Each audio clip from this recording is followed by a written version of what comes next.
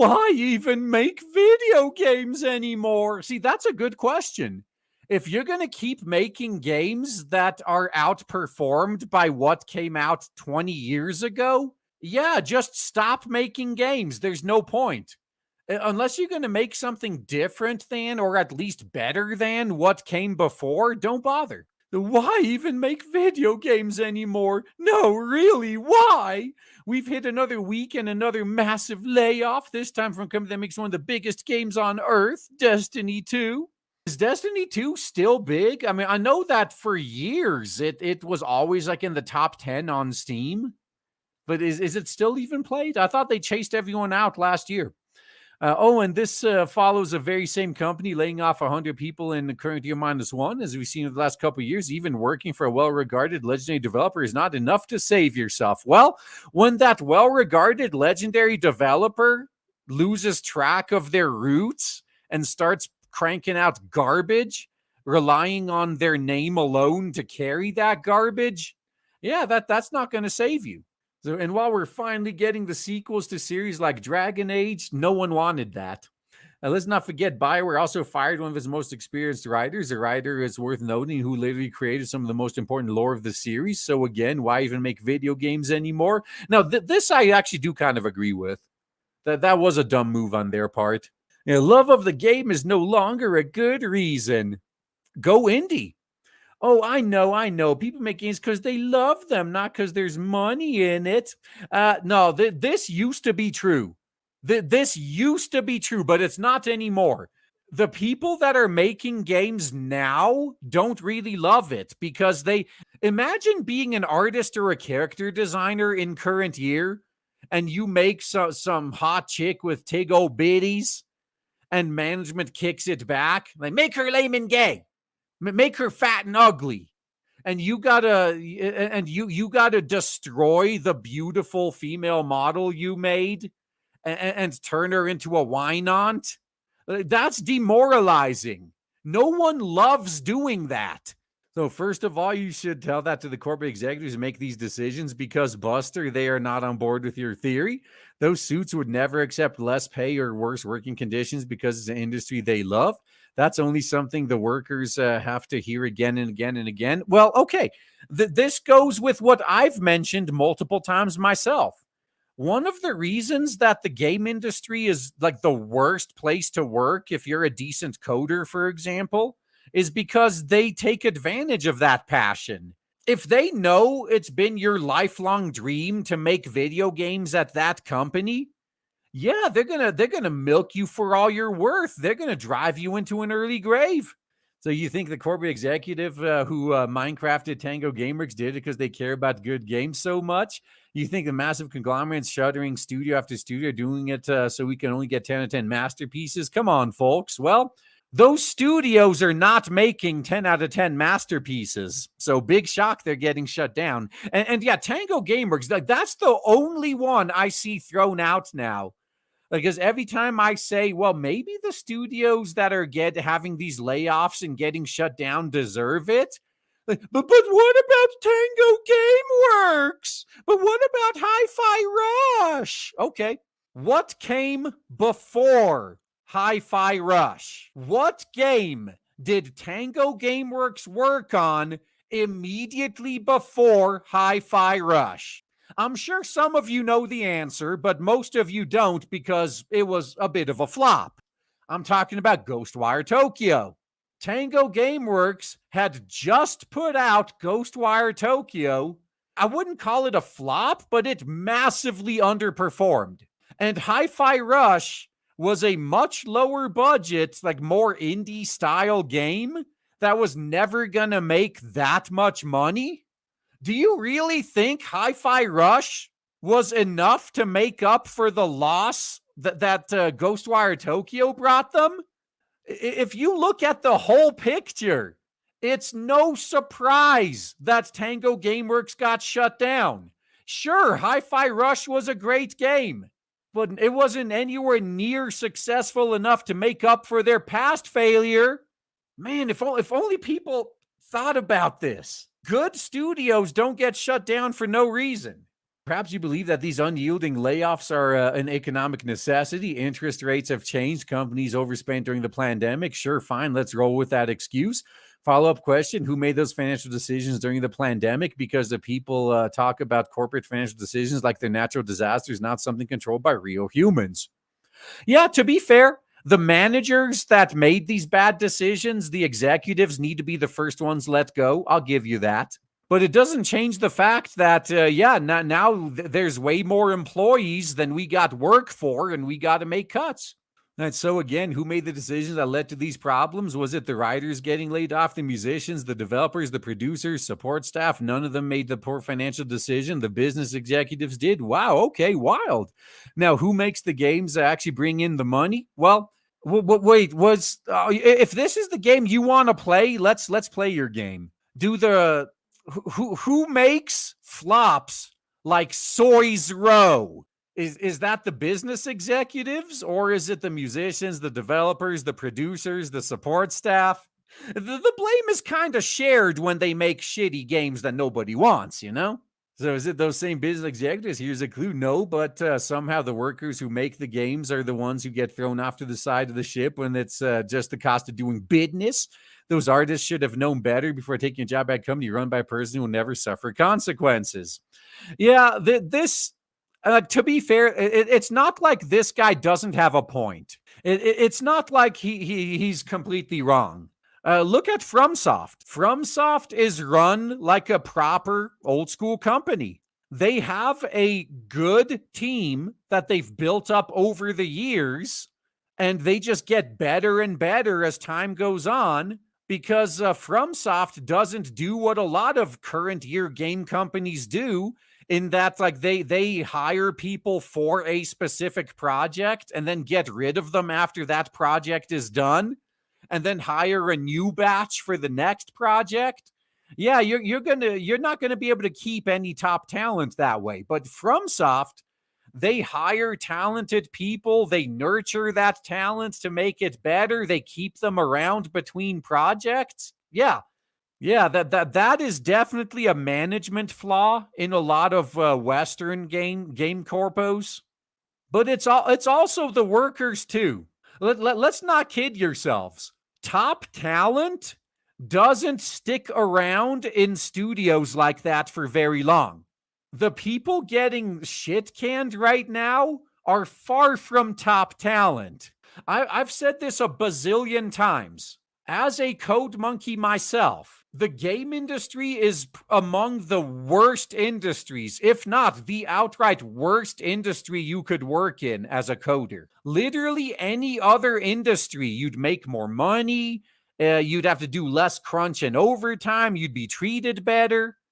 So there's only two types of coders that work in gaming. There's those that are passionate about it, and they burn out really quick and often leave the industry entirely. And then there's those that aren't very good at it, and this is the best this is the best job they could land, but they can't get anything better, so they stick around. That's most of who's getting shit canned nowadays, okay? Just keep that in perspective. Yeah, the top talent doesn't stick around and allow themselves to be mistreated like this for long. They either go work for a competitor, leave the industry, or make an indie studio. Right now, I'm not saying nobody should make games. I love games. I'm sure you do. A lot of my friends are in the industry. A lot of my friends also lost jobs while creating financially successful products. Now, is that true? I mean, yes, there sometimes it was like the situation I just described, where most of the team gets laid off after the project is finished. I mean, which, yes, I do think that's a really stupid business move that a lot of publishers do nowadays.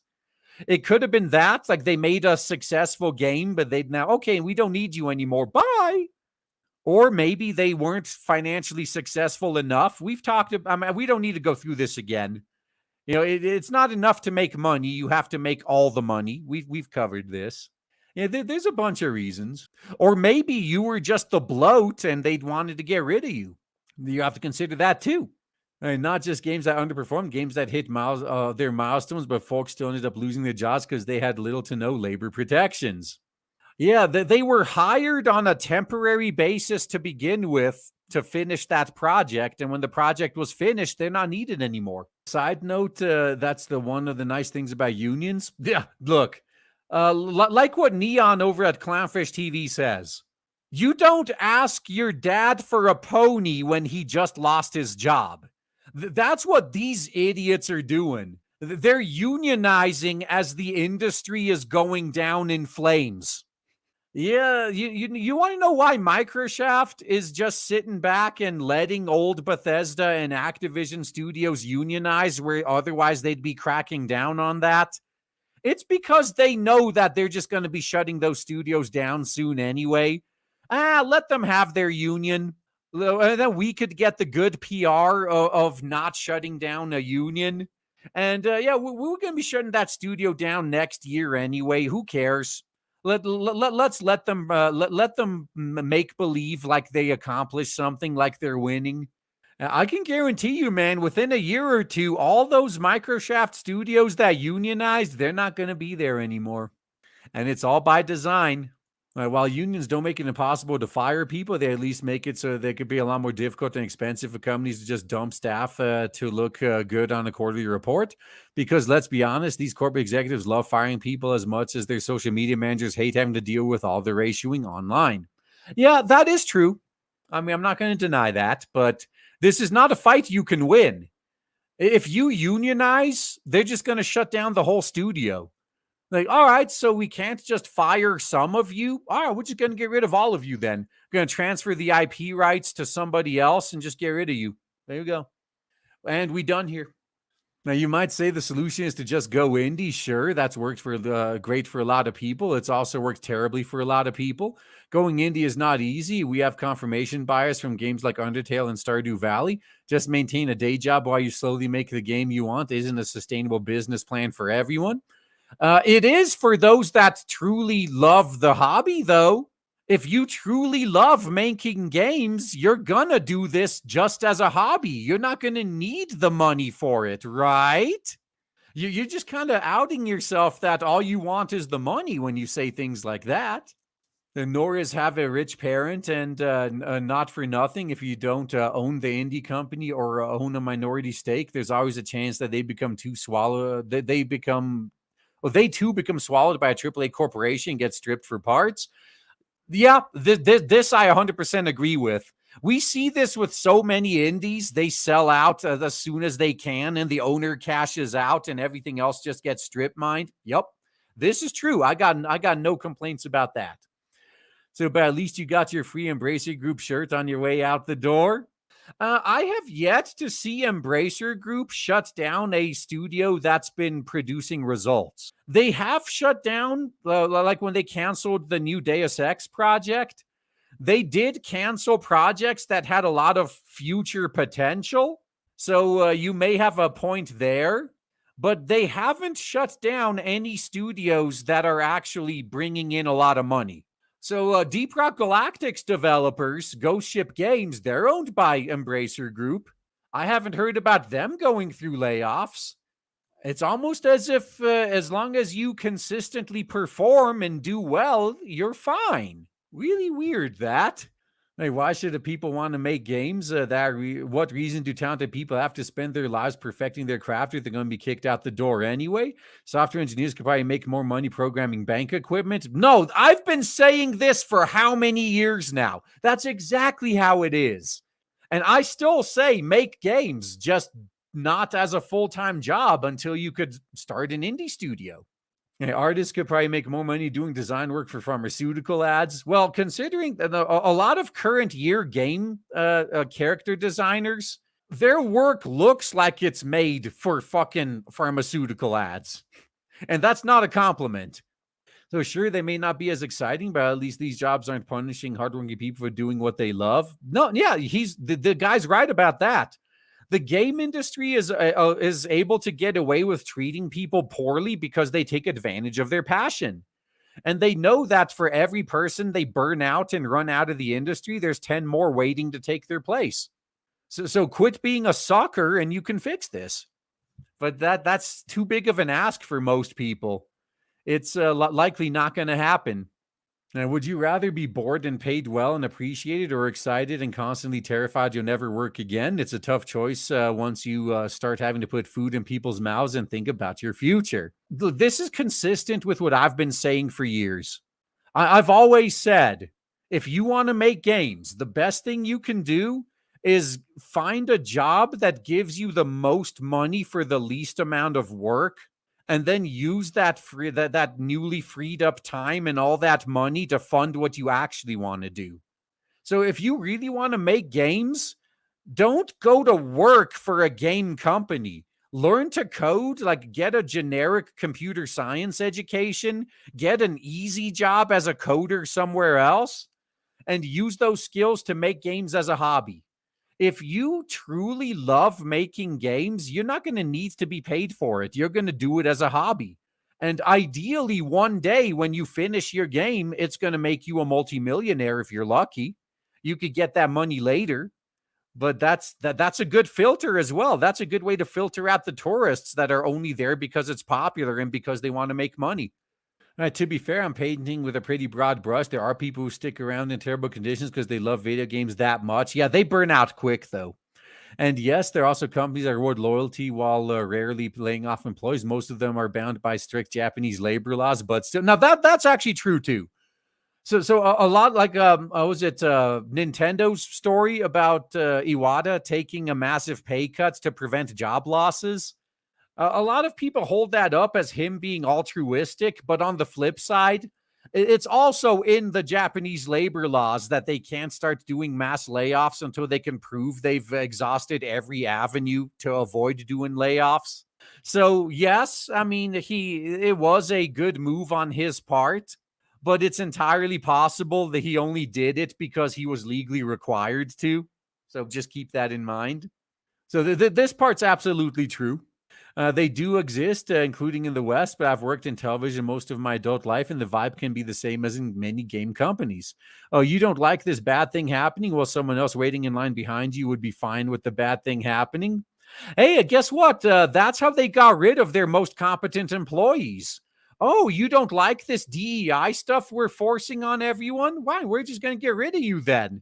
And then they wonder why they have nothing but bad work. So it creates a revolving door of talent where the inexperienced people either get no support to do their job, and so they get fired, or their contributions raise the employee's value, and so they get fired. Yeah, that's sadly true too. You get fired for being more expensive than your peers. yeah, yeah, that is also true.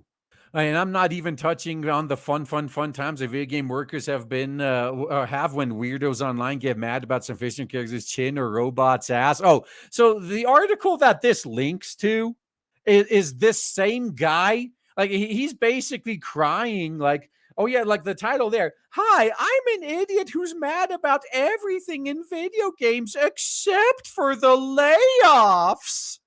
Let me explain it in a way that even idiots like this guy can understand.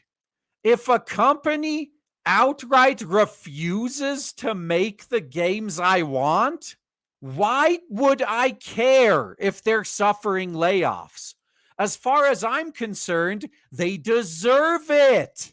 I told them what I wanted, what I'd be willing to pay for. They said they're not going to make it. Now they're getting laid off. Good. What do I care? They don't make stuff for me anyway. Why should I be bothered if they're getting laid off? Yeah, wake me up when a company that actually gives me what I want is suffering layoffs. Then maybe I'll give a shit. Maybe I'll care then. And like all these people, like they always have the same narrative. Like, oh, these toxic gamers are never happy anyway. Meanwhile, we're perfectly happy when a game like Snowbreak pivots to giving fans what they want. The only complaint I've heard about that game is it's a fucking gotcha game. Like that's it. That's the only complaint. Yeah, these guys claim that we can never be happy, we can never be satisfied because they're never willing to give us what we want that'll make us happy. That they want us to be happy consuming the garbage they put out. So they make up this myth that we're impossible to please while we're happily giving other people our money when they give us what we want. These people are that stupid. And then they're all blindsided when they're being laid off. Because video game workers are far closer to the ground than the business executives. They're the ones who get the most harassment for whatever grift takes center stage that week. I'm sure being a character designer is a blast every time some podcaster in his 50s sends people to attack them for not giving some digital broad perfect gazongas. Imagine this is going on, and mergers and acquisitions making the future of your career a giant Riddler-sized question mark. Okay, so let's go back to my earlier example. I don't know. This guy, I mean, he says he has friends in the industry. It's probably the woke bloat he's talking about. The people I've talked to in the industry have the exact opposite complaint. They want to make good-looking female characters. They pitch those good-looking female characters, and the HR department, the DEI department, their managers kick them back. Make her uglier. Make her a minority. Make her lame and gay. Make her fatter. Make her more realistic. You want to talk about demoralizing? Imagine being an artist that wants to do good work, that wants to make beautiful art, and being told you need to make your stuff ugly on purpose. But no, tell us again how it's the fans that are at fault. It's the gamers that are at fault. The customers who you're supposed to be making this product for are telling you what they want, and you outright attack them and refuse to give them what they want. And then you cry like a little bitch when these people who you refused to give what they want don't care when you lose your job. Like, yeah, you never made what I wanted anyway. You deserve to lose your job. Hopefully whoever replaces you will be smart enough to give us what we want. Natural selection, bitch. All right, seriously, why should talented people want to make games if that's how they're going to be treated? Why should workers spend their lives learning a trade if half the job involves having panic attacks when there's an all-hands meeting? That's every job. Lots of people want to become doctors, but most don't want to work at a hospital that's somehow in a perpetual state of burning down. At this point, the only people who are safe in the video game industry are CEOs who wear ill-fitting biker jackets and developers who seem to only take photos with Jeff Keighley. Yeah, that's true. So once you become a big name developer, you're pretty much safe. Like Kojima could release nothing but flops, and he'll still be in demand. And we should be on our knees thanking our lucky stars that anyone with an ounce of sanity is willing to make a game anymore. Once again, the people making the games I care about aren't having these problems. Once they finally just give in and make what the customers want, they somehow never seem to have these problems again. Weird. In the last year alone, this industry has chewed up and spit out so much incredible talent that it's wild to think a reasonable person, let alone teams of incredible workers, would still be willing to develop interactive entertainment. Press X to doubt. Like I've said many times, incredible talent does not generally stick around in an environment when they're being abused and taken advantage of, because they know that they could get better work elsewhere. They know they're in demand. Nobody that's getting caught in these layoffs, I would qualify as incredible talent. In fact, a lot of them may even be responsible for having driven away the incredible talent. It's people like you who should be gone. Right, those folks shouldn't consider themselves to be the lucky ones who still have jobs. They shouldn't be willing to take crap because someone is in line behind them. They deserve protections and working conditions that reflect the quality of what they produce. Would this be a good time? Like, should we let them know? Should we tell them, guys? Should we tell them that they do have the protections and working conditions that reflect the quality of what they produce? He really just doesn't want to admit that. And the massive paydays they bring their corporate overlords. Yeah, this I could actually agree with them on. Maybe if the investors and shareholders and executives didn't take all the money. Making a video game should be the coolest thing someone gets to do with their life, not the eternal nightmare of crunch and unemployment. Yeah. And you shot down earlier in your own article the one way most of those people would have to achieve that, going indie. If you are truly passionate about making video games, you have to be indie. You have to do it yourself. You have to find a team of people that share your vision. Now, that's key too. There's all this talk about hiring the best people for the job. Sometimes the best person for the job isn't the one who's the most skilled at a particular thing. It's someone whose skills are good enough and they share your vision. They want to make the same thing you want to make. There is no point in hiring someone who has godlike skills, but who wants to make the exact opposite thing that you hired them for, and who you're going to have to fight with constantly until they just rage quit your project. And now you have all their half finished work you can't do anything with. Things people never consider until it's too late. But what do I know? I'm just someone who's learning this from experience. Don't listen to me. Look, don't listen to my experience, though. Don't learn from my mistakes. Don't learn from my lessons. By all means, go out there and make those same mistakes yourself. Doesn't hurt me any. Less competition for me, actually. If my competition wants to fuck up on purpose, that makes it easy. Look, more customers for me. Be my guest. Go ahead. Yeah, as Gohan put it, mistakes are to learn from. Exactly. Yeah, I'm going to tell you straight up. It's a lot better to hire someone whose skills aren't up to par yet, but who has the basics down perfectly, and you can tell that they're going to get exponentially better as time goes on. It's better to hire someone like that who wants to make the same stuff you want to make than to hire someone who's already a quote unquote expert, but has other ideas of how they want things to go. Not going to end well. Not even a little bit.